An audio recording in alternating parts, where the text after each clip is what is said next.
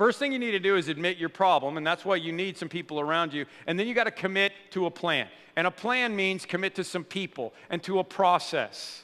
That's what has to happen. You need to have some people that you can trust. And and there's other things in here too. I love Alcoholics Anonymous. We've got other things in here. There's some counselors that we recommend in here if you're dealing with some of these things. All those things are available to you. Here's why this is important. You need some people around you who can help you and can minister to you without judgment and in confidentiality. I heard about the 4 guys that put a support group together, and they decided to have breakfast one day, and the first guy was like, "I'm glad we did this. My life is a mess. I'm having an affair, and I know I shouldn't, and I need to stop, and I need your help."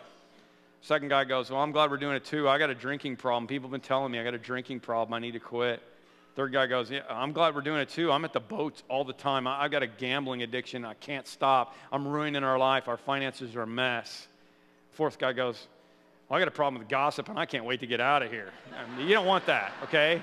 That's not what you want. You want to have a place of accountability and confidentiality. That's why you need to be with a group of people that you can trust.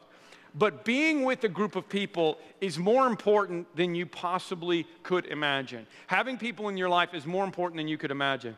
So I read a synopsis of a book. I didn't read the whole book this week, called Chasing the Scream about addiction by a guy named Johann Hari.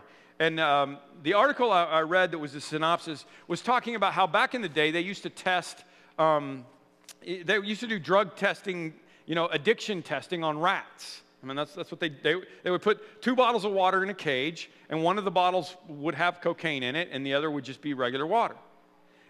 And in the testing, what they found is, they were testing the addiction qualities of different drugs. And for example, when they would put cocaine in, 100% of the time, the rat would go to both water bottles, and he would eventually start going back to the Coke bottle, no pun intended. He would start going back to the Coke bottle over and over again until he became addicted, and he would eventually go back to the Coke bottle until he died.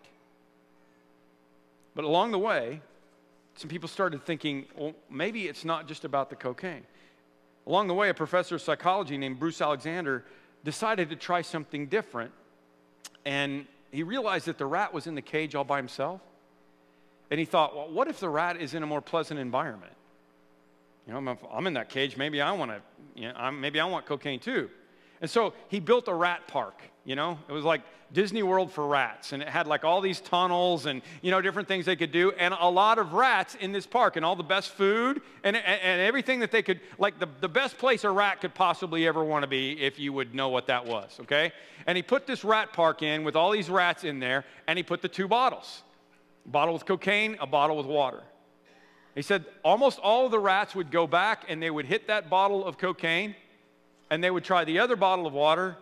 And in the rat park, they very rarely got addicted to the cocaine. They didn't want to go back to it as much. He said the amount of drugs consumed was 1/4 the amount of drugs consumed when a rat was alone in the cage all by himself.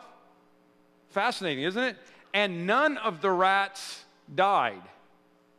In the same amount of time that if a rat was in a cage by himself, he would have been addicted and he would have died from cocaine overdose. None of the rats died. Then he started studying some other phenomenons. For example, some of you are Vietnam vets. In Vietnam, heroin use was very, very common. 20%, they estimate, 20% of the soldiers were addicted to heroin. Time magazine said using heroin was as common as chewing gum. And everybody was concerned about what was going to happen when all the soldiers came back from overseas and they came back home. And yet the crazy thing was, according to this study, even though heroin is highly addictive, 95% of the afflicted soldiers, according to this study, simply stopped using. Very few of them had to go to rehab, and 95% of them just stopped using when they left the terrifying cage and they came back to their family and the people that loved them. Another professor, Peter Cohen, says, human beings have a deep need to bond and form connections. It's how we get our satisfaction. And if we can't connect with each other, we will connect with anything we find. A roulette wheel, a syringe, whatever. He says we should stop talking about addiction altogether and start calling it bonding. That's really interesting. He said a heroin addict has bonded with heroin because he or she couldn't bond with something else. So the opposite of addiction, according to Peter Cohen, the opposite of addiction is not sobriety. The opposite of addiction is human connection. Which is kind of fascinating to me because at the very beginning, when God made us, he said, it is not good for man to be alone.